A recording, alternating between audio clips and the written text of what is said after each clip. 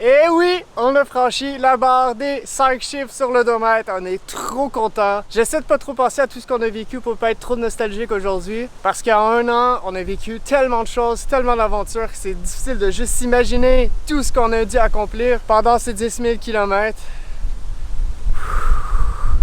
Et voilà la preuve, 10 000 km.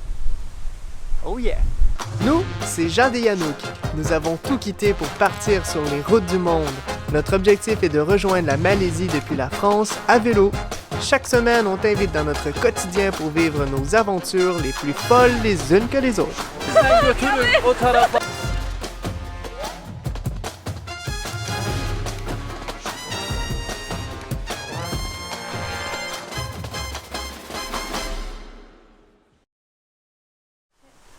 Alors Jade, quelle activité récompense on se mérite pour les 10 000 km?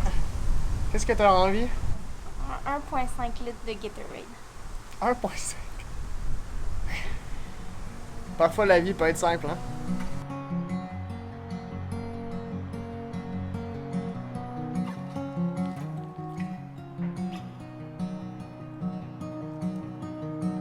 Depuis que nous sommes en Corée du Sud, c'est vrai que la vie est beaucoup plus simple.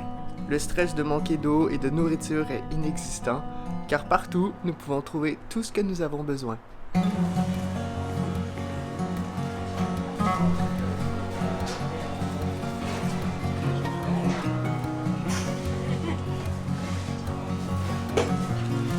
Après avoir eu beaucoup de plaisir à Busan avec nos amis, et ensuite accomplir un nouvel exploit hier, on est très content d'être sur la route. Et là, on profite de la charmante ville de Kyonju où il y a beaucoup de maisons, des vieilles maisons typiques. Et apparemment, que ça ferait partie d'une des villes qui conserverait le mieux l'architecture traditionnelle. On prend une journée de congé aujourd'hui et on continue la route demain matin.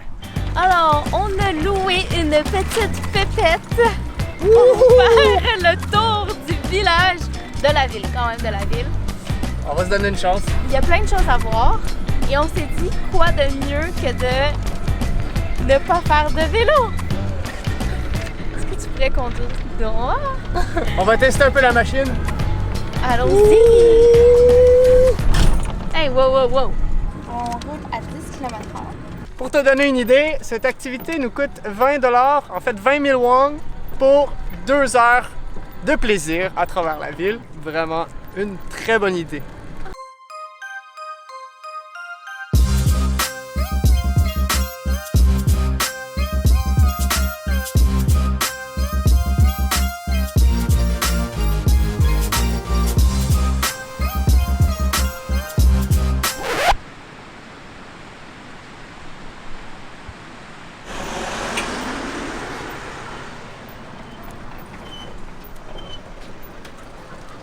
Un petit livre.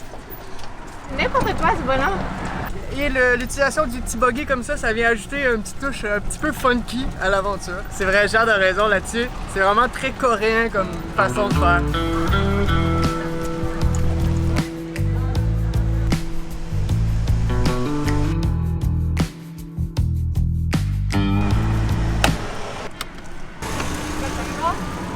Et on a un bon noob. Bon, on est arrivé au bout du trottoir. Je pense qu'il faut qu'on roule dans la rue. Parce que rendu au bout du trottoir, bien, il n'y a pas de pente pour le véhicule. Pas juste ça, il est écrit littéralement interdit de petites pépettes. Donc, hein? Alors la petite pépette est en train de reculer sur peut-être 1 kilomètre.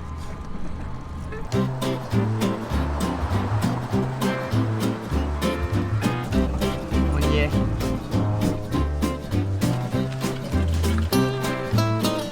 Encore une fois, on s'est mis dans une galère. Je dis à Yannouk qu'il y a une piste cyclable sur le trottoir, vas-y, c'est le chemin sur la carte. Il dit, ah, regarde, il y a un petit chemin juste à côté, puis ça passe. Alors, vous l'aurez remarqué, nous sommes encore de reculons. Il n'y a pas d'ici. De reculons, c'est quand même serré ici.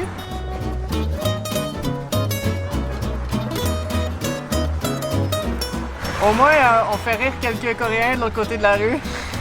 Quand ils ont vu la situation, ils ont tout de suite compris. Moi, je suis parti à rire et eux aussi. Alors, c'était un bon piège à con. Mais on est con. Alors, on est tombé dedans. Mais là, je vais devenir le pro de la pépette coréenne. Le pro du reculon de la pépette coréenne. Prise 2.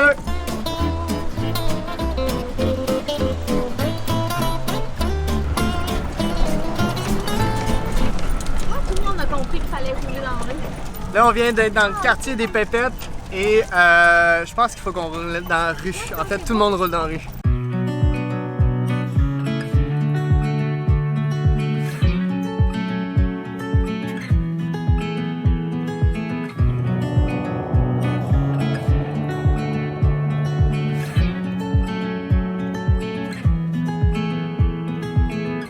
Même les Starbucks ont de la classe, la fonction.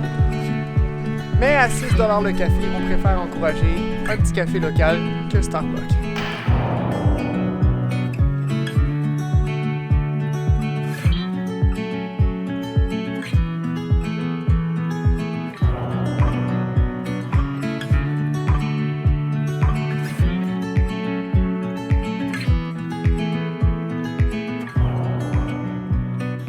Cette journée de repos s'achève et j'avais envie de terminer en beauté. Je n'ai pas encore montré beaucoup sur la chaîne, mais il y a des moments où je sens que j'ai besoin de sortir, aller prendre des photos parce que j'adore faire de la photo de rue. Le soleil se couche, c'est le parfait moment, c'est la belle fenêtre pour avoir une belle lumière.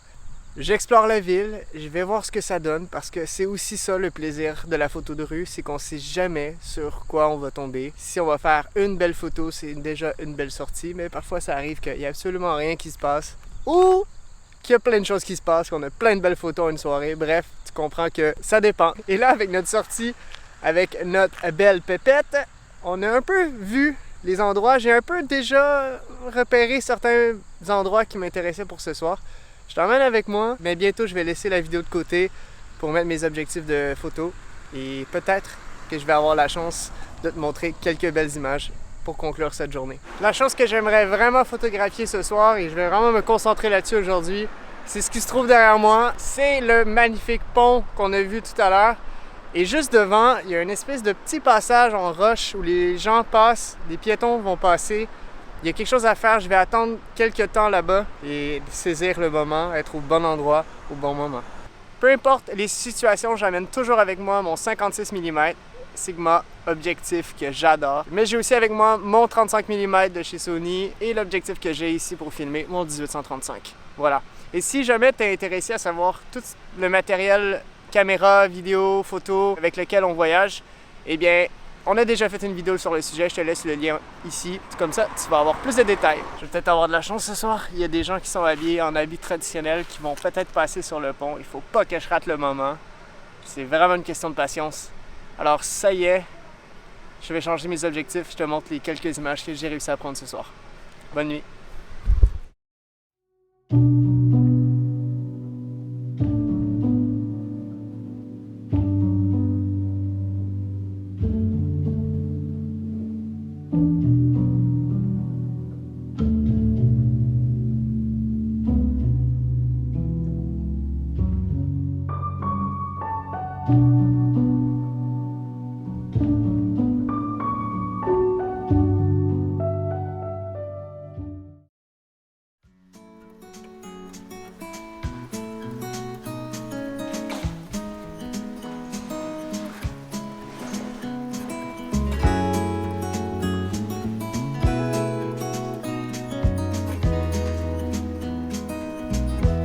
On est rendu en bord de mer et un petit arrêt s'impose pour aller toucher l'eau parce qu'il y a un an exactement, on était au Portugal du côté Atlantique et là, on vient d'atteindre le Pacifique. Bon, on l'a atteint depuis un petit bout, on va s'entendre quand on est à Séoul. Mais on n'a pas officialisé le truc en allant toucher l'eau.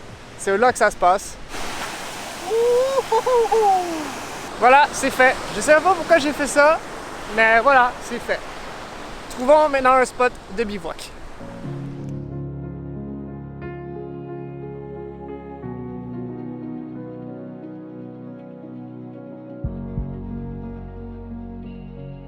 Ces derniers jours, je ne fais que me remémorer cette dernière année sur la route. 10 000 km d'expérience à travers 19 pays. Et malgré tout ce que nous avons pu découvrir en chemin, nous sommes encore émerveillés par ce qui nous entoure. Et même si parfois nous trouvons ça très difficile et que nous aimerions être de retour à la maison, le plaisir de reprendre la route est toujours avec nous. C'est notre guide qui nous indique que l'aventure continue. Nous pouvons ainsi avancer et explorer notre vaste monde.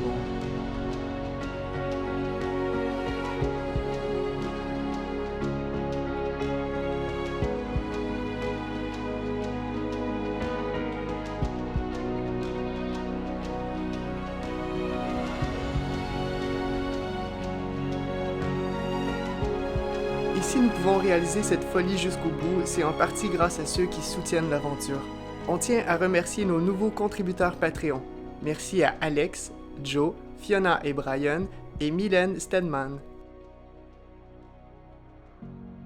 Si tu souhaites toi aussi rejoindre la communauté Patreon, le lien est en description. Si tu te poses la question, comment on fait pour trouver des bivouacs? Eh bien, il y a plusieurs manières et ça dépend aussi beaucoup des endroits où on est, dans les pays où on se trouve. Comme aujourd'hui, on a plutôt envie de trouver un endroit tranquille, juste tous les deux, se faire à manger, bien tranquille. Fait qu'on roule jusqu'à temps qu'on trouve un endroit un peu boisé à l'écart de la route et c'est bon. Sinon, on demande à l'habitant, évidemment, mais ça demande quand même un petit peu plus d'énergie en fin de journée pour socialiser et être poli aussi. Et on sait jamais ce que les habitants peuvent nous offrir. Et 3/4 du temps, je dirais même 5/6 du temps, c'est toujours plus que juste un petit emplacement pour piquer sa tente. Sinon quoi? Sinon, warm shower, évidemment, ça nous aide. Il n'y a pas de recette miracle, là. Il faut essayer. Et plus on pratique, plus notre radar bivouac s'améliore.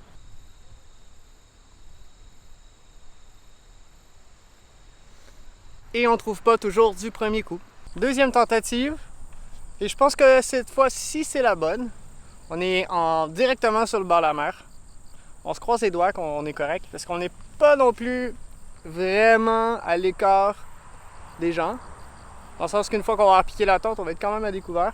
Et il y a des toilettes publiques juste derrière nous. Donc on n'est pas très dans quelque chose de discret, mais je pense que ça va faire l'affaire pour ce soir. Parce que c'est aussi ça le bivouac. C'est d'aller sur le spot.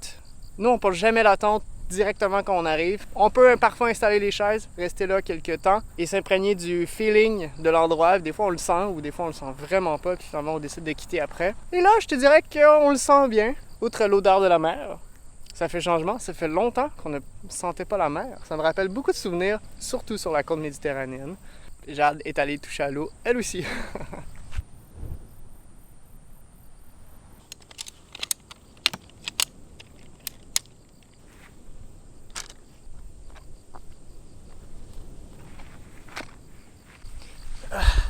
Premier conseil que je peux te donner pour les bivouacs. Eh bien, si tu es quelqu'un qui a de la misère à dormir en camping, surtout dans des endroits où on n'est pas trop sûr si on a le droit d'être là ou pas, demande aux gens. Faut briser la barrière, faut simplement demander et la pire chose qu'ils peuvent te dire, c'est non et de juste continuer tranquille ta route. Parce que c'est vrai que quand on fait après, on pourrait plus vraiment appeler ça du bivouac, mais enfin bref, c'est certain que quand on sait qu'on a le droit d'être là, même si c'est en tente, on dort beaucoup mieux que dans les endroits un petit peu sketch. Et deuxième conseil, prends le temps de te poser, de ressentir l'endroit. Si tu as une chaise, installe ta chaise. Reste tranquille, vois s'il y a beaucoup de gens qui passent ou si vraiment tu es discret. Ça m'emmène à parler du troisième conseil que je pourrais te donner. Attends avant de poser ta tente. Je sais que parfois, sur l'élan, on a envie de tout installer pour après relaxer et puis avoir rien d'autre à faire. Je sais, c'est un peu chiant des fois. Mais attends que le soleil se couche, attends que la noirceur arrive avant de poser tout l'équipement. Comme ça, tu es beaucoup plus discret. Ça peut sembler simple, mais quand on est sur le terrain, des fois, on oublie. Mais évitez les endroits publics. Parce que quand on regarde une carte, « Oh, il y a une plage, ça pourrait être cool d'aller à la plage. » Souvent, si c'est cool d'être là, t'es pas le premier à vouloir y être. Et il y a beaucoup de gens. Nous, ce qu'on fait, c'est en fin de journée, on arrive au village, le dernier qu'on croise. On va se ravitailler et ensuite on va quitter la ville, on va faire quelques kilomètres, voire quelques dizaines de kilomètres pour sortir de la ville et trouver un endroit pour se poser. Et les probabilités de chance de trouver un bivouac sont beaucoup plus fortes que rester en ville. Voilà. Les toilettes de plage sont propres. Ça reste une toilette turque, il y a un trou avec une structure de toilette turque dessus. Mais quand même, il y a le plancher tout propre, il y a du papier de toilette, il y a du Purell. Et comment tu sens le spot? Est-ce que tu penses qu'on va pouvoir camper ici? Je crois que oui, parce que les Coréens sont très timides. Ils veulent pas déranger. C'est pas du genre à venir nous dire « Ah, vous pouvez pas être ici » ou d'appeler la police ou peu importe. De toute façon, on va attendre qu'il fasse quasiment nuit pour monter la tente. Et aussi demain, debout 7 heures. Ouais, c'est vrai, c'est aussi un autre bon conseil. Le matin, pas trop tarder à défaire la tente. Pour nous, niveau expérience, ça nous est jamais arrivé de nous faire déloger. Sauf, c'est vrai, une fois en Crète, mais on a un peu couru après parce qu'on était sur un terrain d'hôtel, mais ça, c'est une autre histoire. Faudrait que tu vois sur l'un de nos épisodes en Grèce. Mais sinon, à part cette... En plus, il a été super gentil avec nous. Mais sinon, aucune mauvaise expérience. On touche du bois, on se croise les doigts, on continue à aiguiser notre radar bivouac. Mais c'est vraiment de l'adaptation selon les pays. On s'adapte beaucoup plus rapidement et on trouve de bons spots. Ce soir, au menu, ça nous fait extrêmement plaisir. On va manger des pâtes crème champi. Et oui, un spaghette, ça nous fait trop du bien. Parce que en Corée, les pâtes au blé, c'est pas chose courante. Parfois, le bonheur est dans les petites choses.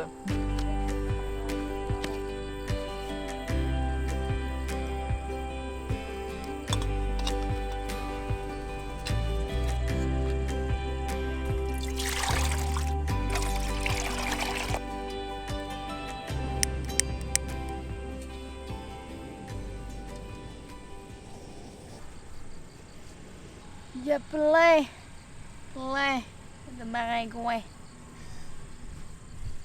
Crash test de 2 sortes de chips qu'on connaît bien chez nous. Les Sun Chips et les Cheetos. Il paraît que les Cheetos ont vraiment un goût différent. C'est ce que nous allons voir. Et pour les Sun Chips, nous avons une saveur que nous n'avons pas à la maison, soit pain au beurre à l'ail. Oui, pain au beurre. Commençons par les Cheetos. Je dirais au piment et ail, épicé.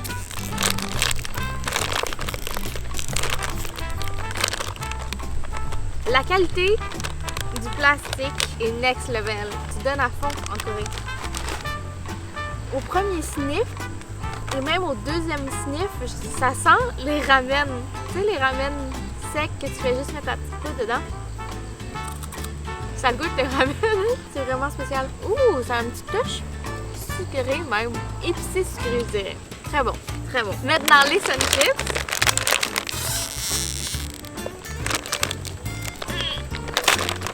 Ah!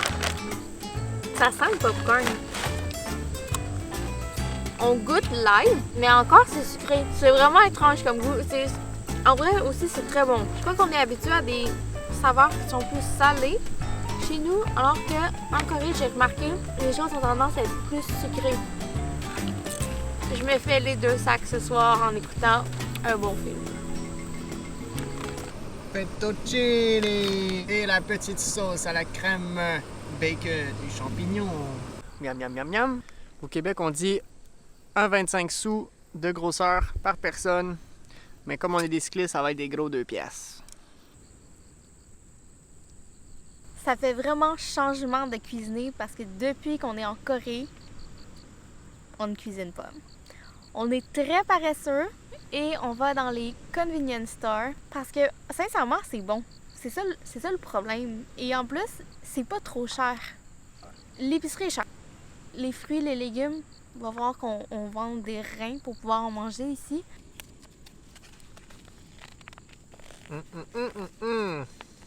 Je ne me souviens pas de la dernière fois que j'ai mangé avec une fourchette. Je donnerais 7 sur 10. En vrai, c'est bon, mais la sauce manque de profondeur, vois-tu. Le soleil se couche. On pense que c'est le bon moment pour nous de monter notre tente et de s'installer.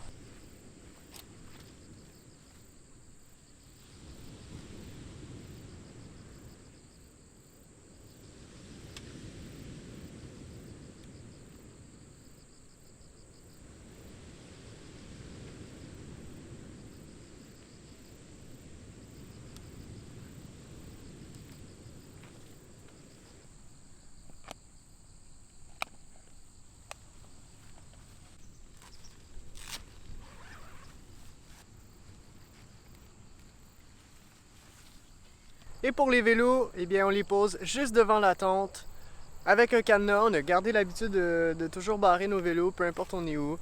Même si en Corée du Sud, on n'en a pas vraiment besoin, c'est quand même un pays qui est bien réputé pour ça. On va quand même les cadenasser pour garder cette habitude. On les met juste au pied de notre tête comme ça. Si jamais il y a quelque chose, on va les entendre. Et parfois, on garde les sacoches. Des fois, non. Mais comme ce soir, on garde les sacoches sur les vélos. Et même si c'est pas un super cadenas, c'est plus pour le ralentir et nous réveiller, disons. Et dans la même lignée des conseils qui peuvent te sembler logiques, eh bien, quand on bivouac, on fait pas de feu. Et oui, ça semble évident, mais on sait jamais, parce que c'est clair que tu vas attirer l'attention. On se laisse ici pour ce soir, on se revoit demain pour d'autres petits conseils.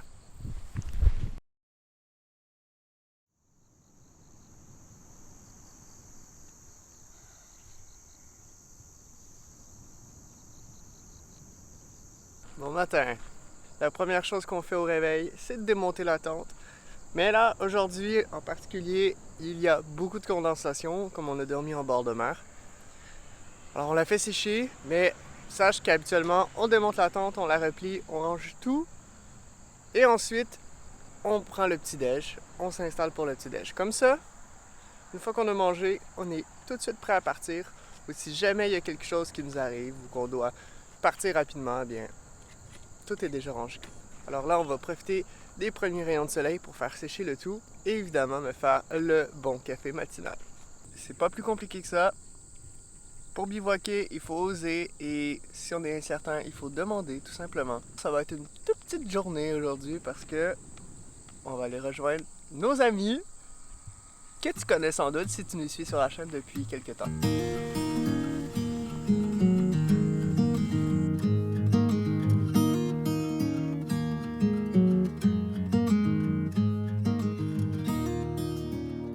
Ok, c'est parti! Première étape de la côte est. Et ça grimpe. Ça grimpe. Ce qui nous attend, c'est pas du 10%. Très cool. Voyager à long terme, c'est aussi revoir des amis comme Eva et Henning que nous avons rencontrés en Turquie et ensuite pédaler ensemble en Géorgie avant de se retrouver ici en Corée du Sud à discuter de nos expériences respectives en Asie centrale. Bientôt, ils s'envoleront pour la Nouvelle-Zélande. On vous souhaite une superbe aventure et comme chaque fois, Bye bye! ciao! À bientôt et au plaisir de se revoir quelque part dans le monde, les copains.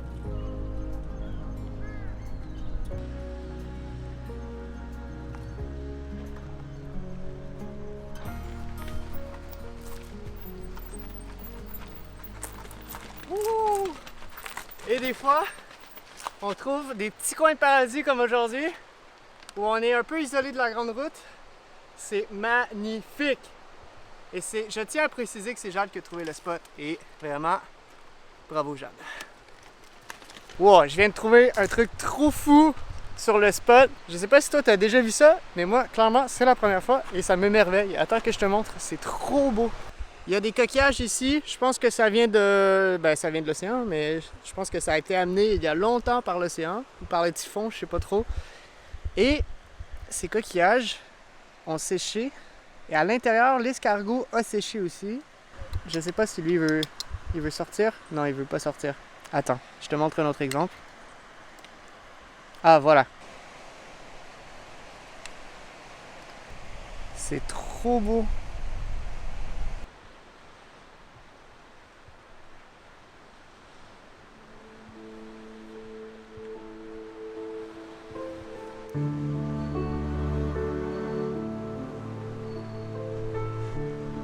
Ce décor avec les pêcheurs sur la rive est un parfait moment de réflexion pour nous. 10 000 km, cela peut paraître fou, mais au fond, lorsqu'on se donne le temps, tout est possible.